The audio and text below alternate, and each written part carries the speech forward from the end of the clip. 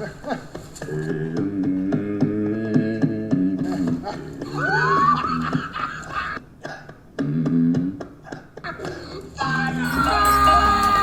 gotta say to you now.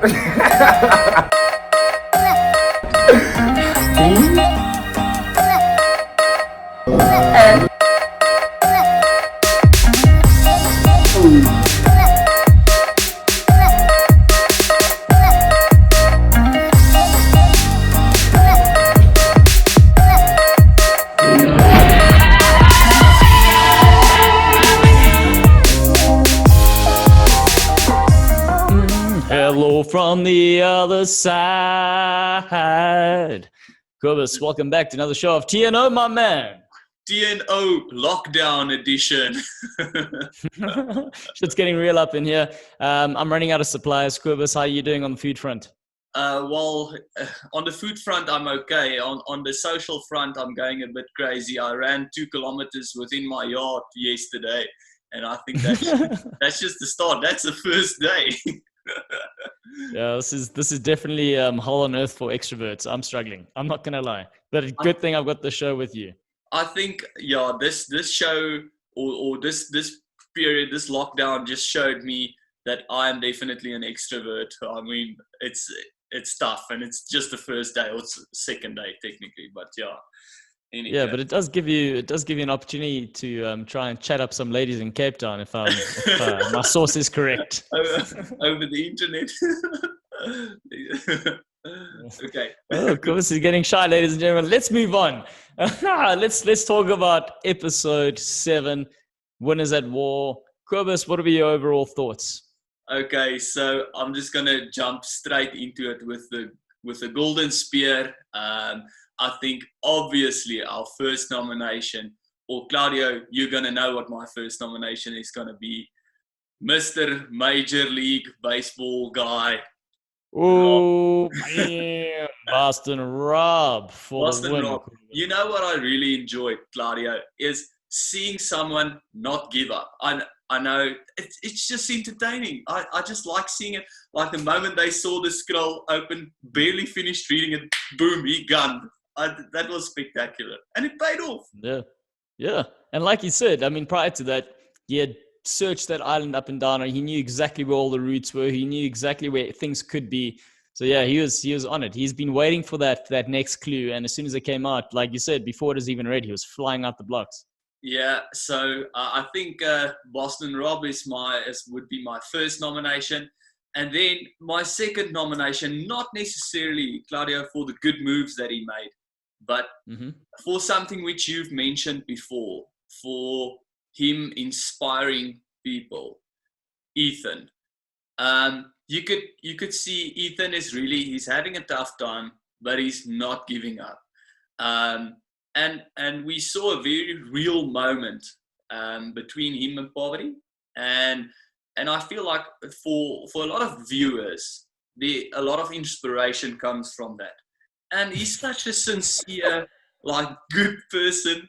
I have to nominate him. What are you laughing about? That's an interesting nomination, because I actually think he was struggling to hang on there, and it was Poverty who did a lot of the inspirational talk. I mean, if you have someone like that on the island who's just always so positive, damn, dude, you're gonna have to push through. But continue your inspirational talk. Oh, no, that was basically it. Short and sweet, I like it. Okay, next nomination. Okay, my next nomination is Sandra. Oh, that's this is the part where I expected you to go, what? Yeah, no. Well, Sandra. You're not talking about Sarah. You're talking about Sandra. Sandra, yes. Okay, all right. I'm interested to hear where you're going with this, yeah?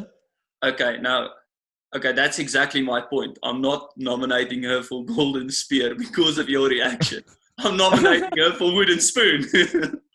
Oh, dude, but now he's still in Golden Spear. What are you doing? You're jumping around. I think this lockdown's got cabin fever running around in your head. You don't know. Systems all out the window. Eh? No. I'll discuss her in the Wooden Spoon section. Claudio, so no. Boston Rob and Ethan, they're my 2 Golden Spear nominations. And Who are your nominations? That's interesting. Something we need to discuss between you and myself is when we're discussing Golden Spear, when we had the dynamic of Edge of Extinction, I understand they still they still are in the game, but they're not in the game. It's blurry lines. But to have two candidates from Edge of Extinction while the game is still happening on the island is quite controversial, Corvus.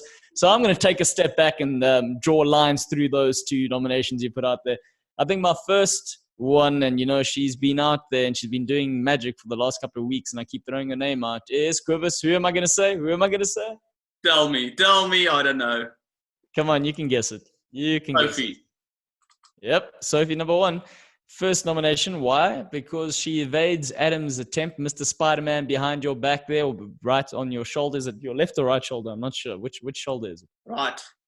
Right shoulder. Yep. Yeah, Mr. Spider-Man over there was completely clueless as to who actually had the idol. He thought it was not Sandra, Sarah. He thought it was Sarah who had it. And Sophie played along with it. And also the best part is she gets him to confide in him, or he confides in her, which also shows you between Sarah and Ben, even though Adam's on the outs, he still feels more comfortable talking to someone like Sophie. And then you get her actual ability in the challenge again. She brings home the gold for her tribe. So in the puzzle, she's killing it. I'm telling you a strategy in terms of carrying the water stuff slowly, or the water bucket, whatever you want to call it, slowly. I'm telling you that was definitely her suggestion as well. So that's my first nomination. I was thinking that would have been Adam's suggestion, but that's it's just a hunch. But no, I do think Sophie is a good suggestion or a good nomination for Golden Spear. But Claudia, what I want to say is, I think the theme of the world currently is we're in what we call a liminal space or a liminal zone. I don't know if you've heard the term. Watch out, ladies and gentlemen. This is Corvus's scientific fact for our show today. Continue, Corvus. So a liminal space is a space like a doorway. It's when you're basically out of a first space and you're entering a second space. So this is the world currently. And it's also, the Edge of Extinction is also a liminal space. So I think from my side, it is because we're in a liminal space, it's a good idea to suggest two candidates from the Edge of Extinction, which is also a liminal space. Well, I think your rationale is quite good there. I think you've justified the theme of your nomination. So well done, Mr. Purgatory. Anyway, what I also wanted to say is, and this is actually a fact, Claudio, when you're in a liminal space in life, like when you're moving between jobs or whatever, you're actually in a very creative space. So you tend to think of things which you wouldn't have done before because there's so many possibilities flowing into your mind. Any case, that's just a little interesting fact. Let's continue. Alrighty. Well, that was an interesting fact. Your liminal spaces. And if we're still going back to Mr. Rob talking about your liminal space, do you think he told Amber, do you think he told her about having the fire tokens? Definitely. 100%. He told her. And we'll see it in the episodes to come. But that's my Okay. All right. Okay, cool. My next nomination is not a surprise either. I was going to mention Boston Rob, but we've spoken too much about him. You can guess my second one too. Come on. I know you can. Do it. Think. Jeremy. No. Michelle. Corvus. Michelle, I thought you were better. I thought we were on the same wavelength. Clearly not. Doesn't matter if we speak once a week. Anyway. No, Michelle. It's got to be Michelle. You phone me every night. It's only because I know you know Corvus. Anyway, got my interest at so all. Michelle, Man. Yeah, Michelle. What is that? No, what did you say? What do I say about Michelle, or what do I say about you phoning me every night? Okay, no. Let's get back to Survivor. I'm going to talk about Michelle here. Yes. Michelle, obviously, she comes into the whole group on the outskirts. I've spoken about this previously. She is the minority coming into it, and she lands up being one of the key decision makers in terms of who goes home. So the fact that she's wrangled away into that position again, which is no surprise to me because this is the game she plays, but it might be a surprise for many other people, as to how well she's doing. And like she said in the episode, she's proving as to why she was a previous winner, and she's justifying it full means. And I think she's still doing it. I mean, we can mention Nick a little bit because they work hand in hand, which, by the way, I think Nick has a crush on Michelle. I mean, him asking Michelle, do you regret dating Wendell? I was just like, ew. Like, why do you want to know, man? Why, Nick? Why? No, it was just short. We just dating shortly. Yeah, so, I mean, for that alone, I think she's done well. And Nick, I suppose because they make the decision together, I do think the two of them are going to be going or working quite well together and going far in the game, especially the merge coming up. And then, yeah, I suppose those are my nominations. I was going to say Boston Rob, but you've already touched on that, and you've given the whole scientific reason as to why he's a clear nomination. Yeah, and I must say, Claudio, I think it was a big move from their side, from Nick and Michelle's side, getting out someone like Yul, because he was a person, who brought in a lot of stability, I think, in the tribe, in their specific tribe, and he was a key decision maker. So it's hard getting rid of someone like that, and they decided, no, but we're going to stick with the plan and go ahead and do it. And as sad as I was to see Yul go, I know that it was the right move from their side. Well, that's the thing, right? I'm watching the episode, and I'm like, as soon as they lose the challenge, the two obvious votes are Michelle and Wendell. These two over here. Oh, by the way, Michelle doesn't need a leash to look after Wendell. However, but these are the two obvious candidates. And what's interesting is while it's playing out, I'm like, jeepers, here's Yul. This guy is running everything. He's got strategies, and he's telling people what to do, and he's mentioning the fire tokens. And my mind's going, this is so dangerous. Why hasn't the conversation happened that they need to get this guy out? And then Yul kind of overplays his hand a little bit and puts himself in trouble. But anyway, yeah, so that's a good decision. So then getting rid of Yul, who's the analytical, leader, strategic genius, whatever you want to call it, was a huge move in my opinion. Huge move. Claudio. So let's round that off. Who do you think deserves? I think a very, very valid nomination for putting Michelle out there. I think she's worthy of getting our golden spear for the 7th episode of Winners at War. All right, 3, 2, 1, and the golden spear goes to Michelle Fitzgerald. Anyway, moving along. No, hey, you did a bend there. Is that your bend voice? Yeah, Ben, what a chop, man. What a chop. Anyway, let's move along to the wooden spoon. So, who I didn't particularly enjoy in this episode was our man, just speaking of him just now, was Ben.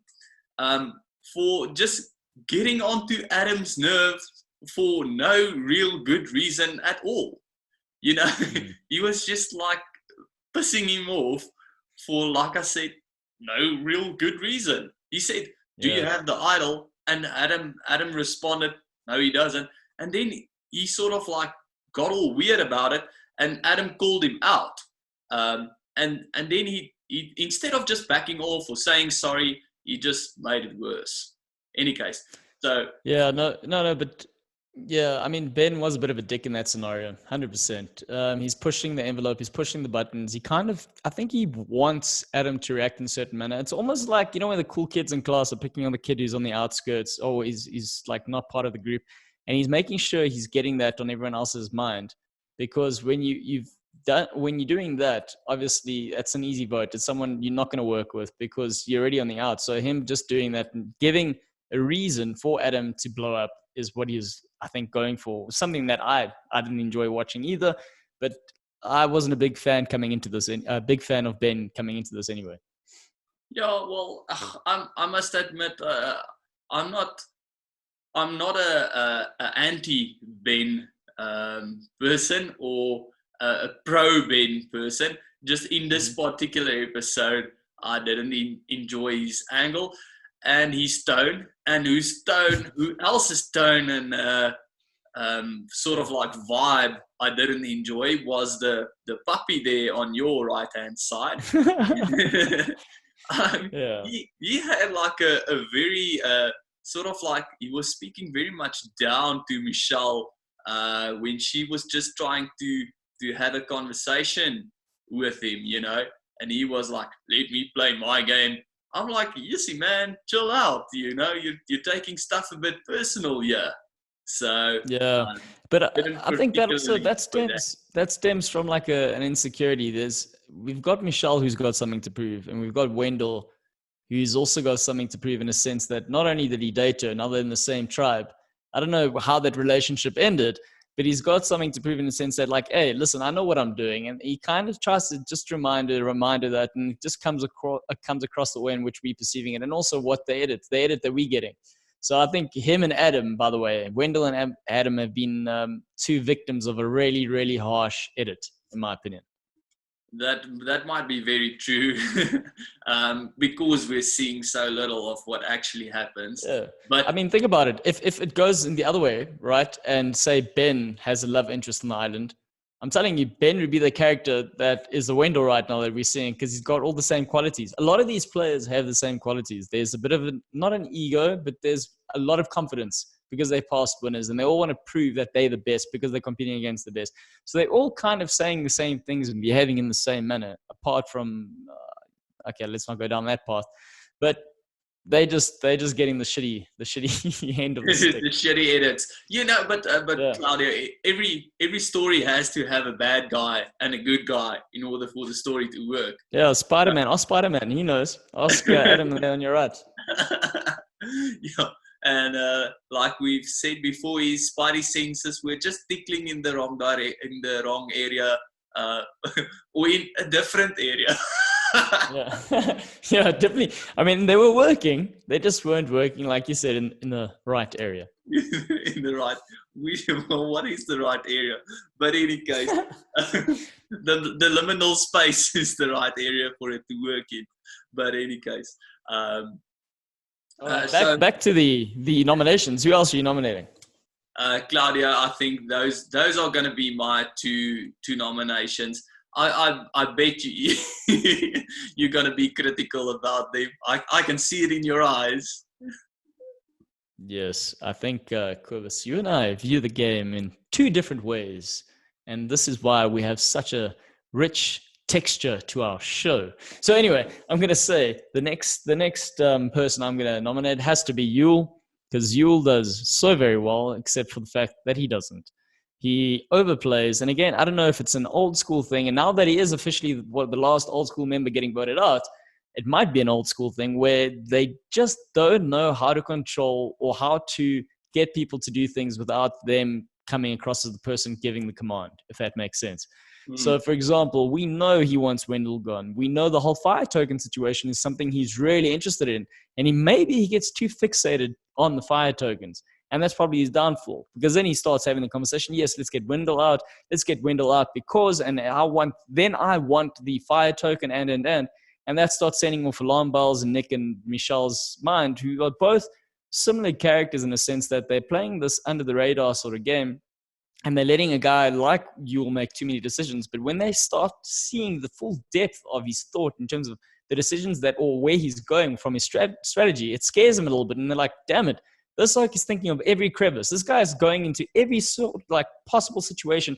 And it's quite conniving to get off Wendell and still try and work his fire tokens into his pockets. So they're like, let's get this guy out. So, I mean, I think he overplays it. And then he goes to tribal council and he talks far too much about it. He does probably the best case, and which this is also why it was in the edit. He does the best case as to explaining why fire tokens are good for the game. Something I still think the jury's out on. But obviously Jeff Probst really liked his explanation, which is why they put it in there. But it just shows you how the guy's mind thinks. Do you have another nomination? Are you going to I've got another two. blow another one of my favorite players out of the water, like, I don't know, Tony or whatever? Oh, well, Tony, I can't. No, I'm joking. I'm not going to mention Tony this time. Adam has to get a mention as well. He doesn't do much wrong apart from not guessing who's got the idol correctly. And it's interesting because he gets antagonized in the manner in which he does. His behavior and his reactions playing into Ben's and Sarah's sort of attitude around him kind of just puts him further and further on the outs, and also like he mentions it himself, and I feel so bad for the guy because them saying, or Sarah saying she has to, like, you want to search my bag and stuff like that, they make him look more of the villain. Meanwhile, he's not even saying that. He just knows. He's like, you guys are trying to hoodwink me, and I know exactly what you're trying to do, but they use that against him. And unfortunately, he's lucky that the merge is coming. So I suppose I say unfortunately that happens to him, but he is lucky that the merge is coming. And then lastly is Wendell. Wendell does deserve the nomination. Why does he deserve the nomination, Kobus? I mean, for doing everything wrong. Yes, I mean, he is arrogant in the challenge, which is something they use against him. He was arrogant coming in from the previous episode into this episode. He then doesn't know how to, I mean, whatever personal relationship you have with Michelle is the relationship you have with Michelle, but to openly have a dismissive tone in front of other people is something else. You've always got to be vigilant as to who's watching and who isn't watching, and he doesn't know how to control that, largely because whatever's happened between the two of them is something he's struggling to deal with in terms of keeping that under the surface. So he lets that boil to the surface, and then again, he says one or two things that he shouldn't be saying. Like, there's no need for him to be provoking Jeff Probst. Yes. Technically, he cost them the challenge. Yes, but 100%. And I don't know, Claudio, how the hell he actually made it through this tribal council. I know we've spoken about Yule, and Yule is a big threat and all that, so they decided to vote Yule out. But gee whiz, it would have been tempting if I were on the island with a guy like that. Gee, it would have been very tempting not to. And I mean, if you're looking at Michelle's perspective, she gives him the fire token to mend the relationship, and then he still behaves in the manner in which he behaves. And then she's like, well, and you're my ex, and I kind of don't like how things ended, so I really want to get you off the island. And she keeps him around. So I wonder if that's not going to come back to bite her. Excuse what happened in the episode. We'll see who's going to do the biting in the next couple of episodes. But I think maybe they thought, if Wendell is if he keeps on acting the way that he does, he's going to get voted off in any case. At some point after the merge or whatever. But no, definitely I would have stuck to still voting out Wendell and not going the Yule way, because you can use I think you can use Yule to your advantage after merge. So But the problem is, and you're saying use Yule to your advantage, the problem is Yule gets voted out. Who does he give the fire tokens to? He gives it to Sophie and Sarah. And it just shows you. Oh, Sarah and Sophie. Yeah, so it just shows you they had to get rid of a guy who has these connections, because they don't know. They know they can trust each other. But someone like Yule, they don't know if they can trust him. He's thinking, so he's shown them, he's literally telling them and showing them how far he's thinking into the game. And if you've got someone like that, he is more of a curse than a blessing, in my opinion. He's going to use those connections to his advantage rather than their own advantage. Probably. Also, what Claudio, just quickly, your feeling on Yule's ability to get back into the game from the edge of extinction? What do you think are the chances of him actually getting back into the game? Huge. I mean, the guy he's a threat. He's a threat when it comes to challenges. He's smart enough for puzzles. He's the last one going to Exile Island, so he isn't probably technically as hungry as what the others are. We don't know when this thing's going to happen, this challenge for Exile Island to come back into the game. I don't think it's definitely not going to be the next episode. I don't think it'll be the one after that. I think we're still going to see another 2 or 3 episodes before that happens. Okay, all right. But Claudio, just keep in mind that Yule doesn't have Tyson's peanut butter. So I don't know if he's got apparently Tyson has been sharing the peanut butter. I think apparently he has. Apparently poverty had some of his peanut butter. Really? Yeah. There's definitely a business opportunity there somewhere looming. Any case. Yeah, I mean, he paid a whole fire token for the peanut butter. Maybe he can start saying, guys, give me half a token, I'll give you a finger full of peanut butter in the mouth. I don't know. Ooh, shit, man. I don't know if I want a finger full of peanut butter.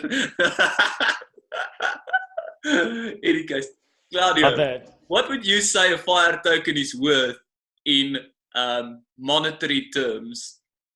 Let's talk dollars here.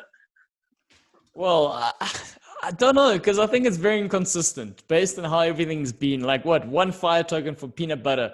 Then you got a fire token for an idle nullifier. I don't know. You're kind of saying it's like worth, well, how much? I don't know, $100, $10, $50? Dude, my American currency is terrible, Quivers. You're going to have to school me there. I think it's like a Bitcoin. The one moment it's worth a shitload, and the next moment it's worth shit. Yeah, literally, it's day by day. You take it day by day. 1 minute's up here, next minute's down there. Actually, yes, that's what it is. It's definitely the equivalent to Bitcoin. Yeah, a cryptocurrency. It's the island version of a cryptocurrency. Any case, Claudio, wooden We haven't spoon. actually given, we haven't given the wooden spoon to anyone. Yeah. Okay, who do you think? Okay, no, I think definitely we can't give it to someone else this episode than Wendell. 100%. I mean, he screwed up the challenge. He was a dick to Michelle. He just blows up his own game for no good reason. Can't justify it properly. And you know it sucks.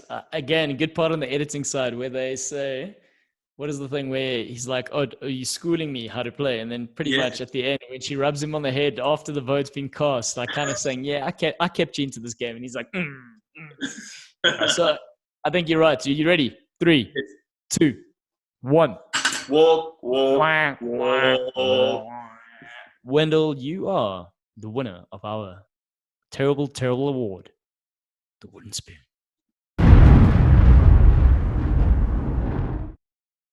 Claudio, storm is brewing. Okay, so we see that the merge is coming up. That's going to be a big thing.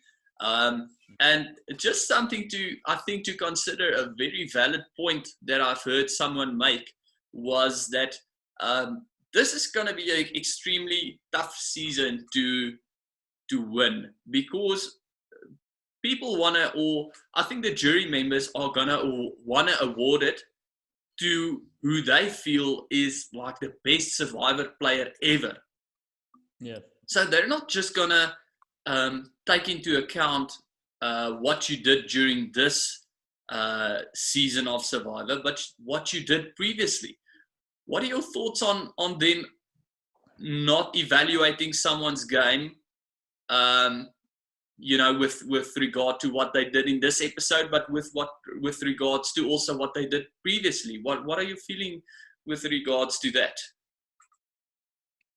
That is an interesting point that you're laying out there, largely because you would assume that everyone comes in on a level playing field because they're all past winners, except for the fact that they haven't. And the guys that are all on the island are pretty much guys that have a bit more of a reputation than the ones that are currently still playing.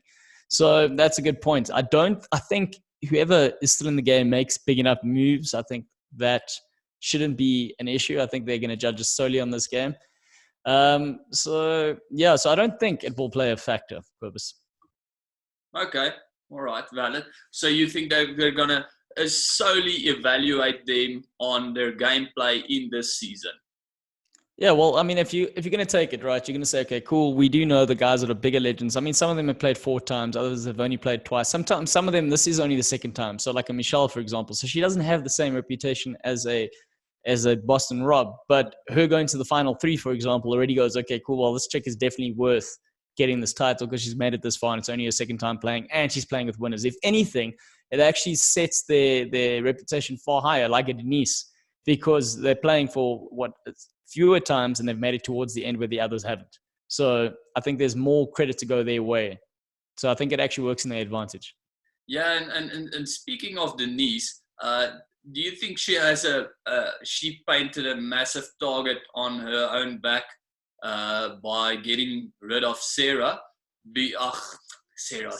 sorry. Damn it, Tony thinks so. Tony's definitely going to try and make sure that everyone knows that. But I mean, that would be a good motivation, or one of the things which you can classify as a real big move. If you're in final 3, I got rid of the queen. That is that's something which can have a lot of persuasion. Yeah, it wasn't just getting rid of the queen; it was the manner in which she got rid of the queen, and definitely the biggest move within the game so far. But all the big moves are still coming. So if she's still part of those big moves, then definitely she's cementing her title as a legend. But this is also something interesting to talk about. I see a lot of people have been quite upset with Sandra, and say she's tarnished her reputation for leaving. What are your thoughts? I think what we have to keep in mind is that I think this game is much tougher than we as viewers can understand. You have to fight a lot of things apart from competing in the challenges. You have to weather the elements. You've got to stay out there, with very little shelter and all that. I mean, and it's stuff that we know, but I think it really takes a toll on those on the people out there. And Sandra just came back from season 39, eh? I mean, she's basically doing 2 in a row now. So I think her body was really feeling it, to be honest, Claudio. But I must admit, in the same sense, I must also admit, like, I didn't appreciate the fact that she was sitting out of all the challenges, and that says a lot. Yeah, let me stop you. Let me stop you right there. Here's the thing, Kubus. She's won it twice. No one else has won it twice. That's up there. Second thing is she's played to her strengths. She always plays to her strengths, and she's won twice because she's played to her strengths. I think she's fully aware. The self-awareness is like on another level compared to others. She's coming back to Exile Island. What's the point of her sitting out there? Unless there's some sort of drastic thing where if they collect 6 fire tokens, they're automatically back into the game. But she's never been the one to find idols. She's never been the one to compete in challenges. The whole concept of Exile Island just isn't something that's compatible with her. And I think she makes that decision before this game even starts. She comes in saying, cool, if I get voted out, Exile Island's not for me. And then you're also thinking about the other thing where she's pretty much going to be on Ponderosa by herself for the next how many days. So she's got a whole resort to herself. I don't know if that's a good motivation for quitting the game. No, Claudio. Well, think about it, Kubus. Think about it. Right now, whoever wins, they don't better her record. They equal her record. They equal it. So there's no lose-lose for her here in the scenario. So I just don't think, why would she put herself through all of that just so it's good TV for us when she's already got the reputation? I don't understand that. I'm on her side completely. Well, the thing is, you never know what might have happened. I mean, she might have stayed on the island on the edge of extinction and miraculously, got back onto the island. I mean, and then just imagine that. Please. Miraculously. You got to work out the probability of all of this now. You telling me you're talking like within the 5%, 3% chance of her like somehow winning a challenge is what you're telling me, even though she hasn't competed like the last 20, she sat out in a row, probably. Yo, actually, that's an interesting fact. If anyone wants to go look out that stat, we'd really appreciate that. How many challenges has Sandra sat out in total? Man, but that's the whole point. You need to be in the game. You need to take this game head on, and you can't sit out of all of the challenges and sit out of everything. I don't think that's the way to win. How can you win it? How can you win a season of Winners at War by sitting out of all of the challenges? No, you can't. Well, she exactly, and that's why she's gone home, and that's why she said sayonara. Thanks, tot ziens, lekker dag verder. I mean, she kind of knew that was the case. Anyway, yes. Let's move on. We're going to agree to disagree on this one. If we're going to talk about Storms Brewing in terms of the merge, what do you think is going to happen with Alliances and Possible? Who do you think is going to be the first one getting voted out? First one getting voted out, I think, is gonna be probably Tony. That's just my feeling. I feel like this old school, new school alliance thing's still gonna continue. They're gonna capitalize on that and use that as an excuse to get rid of Tony. That's probably the first one who they'll be getting rid of. I'm hoping to see Spider-Man here behind me make a bit of a comeback, throw out a spider web there and pull himself back into the game because he's a bit on the outs. So, that goes along with my preference of always vouching for the underdog or supporting the underdog. So that's just my personal feeling. Who do you think is going to get voted out first? Yeah, I think Tony is probably the safest one for everyone playing. It's going to be interesting because you got Sophie, you've got Sarah, and you've got Ben on one side. Then you've got Michelle, and you've got Nick, and you've got Wendell on the other side. And then you've got the other one, which has the four. You've got, who's it? Denise, Jeremy. Oh, no, sorry. You got Denise, Jeremy, and Kim.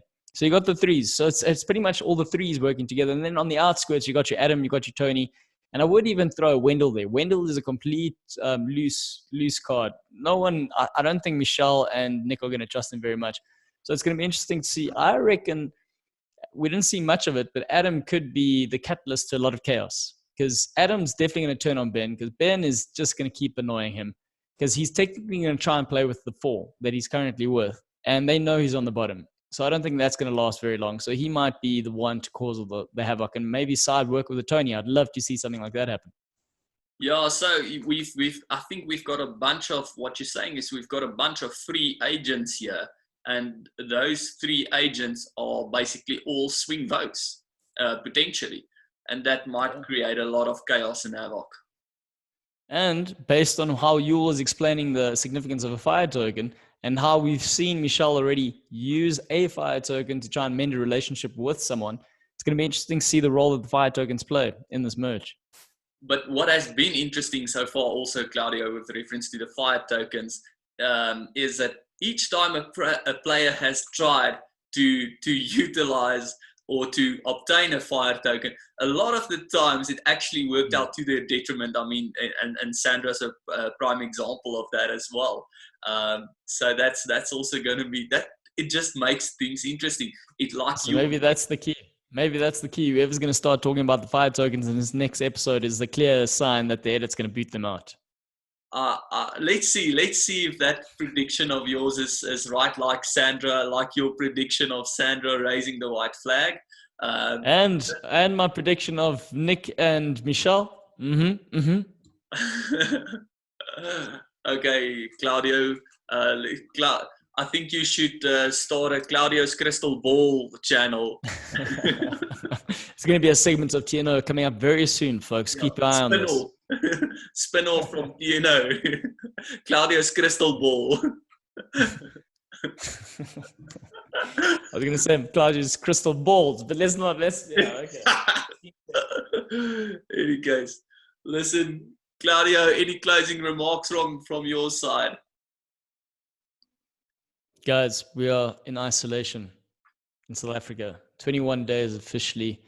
I've got a feeling it's going to go longer than 21 days because the cases up here are skyrocketing. Please, wash those hands. Don't touch that face. And don't forget to wash your clothes as well, because apparently it stays in your clothes for about 6 hours. Yeah, man. It makes sense. And so, yeah. And if you guys have any suggestions of how myself and Claudio can stay sane in these next couple of days, please tweet us or put it in the comment section below. And we'll definitely try and do that. But I do think it is a bit late for Claudio. He's going crazy. So I don't know if you should even waste your time. Yeah. But also, if you guys want to reach out, I've got Twitter. Clovis has Twitter. Our handles are over there. Special shout out to our the number one person we always look out for is Timo. Yes, Timo. Cool. We appreciate you. Thanks for watching. And there's actually someone else, Clovis. There's someone else. Keep talking. I'm going to find the other person that I need to say a shout out to. Timo, we always enjoy your comments on our videos. We take it to heart, and we try and incorporate it.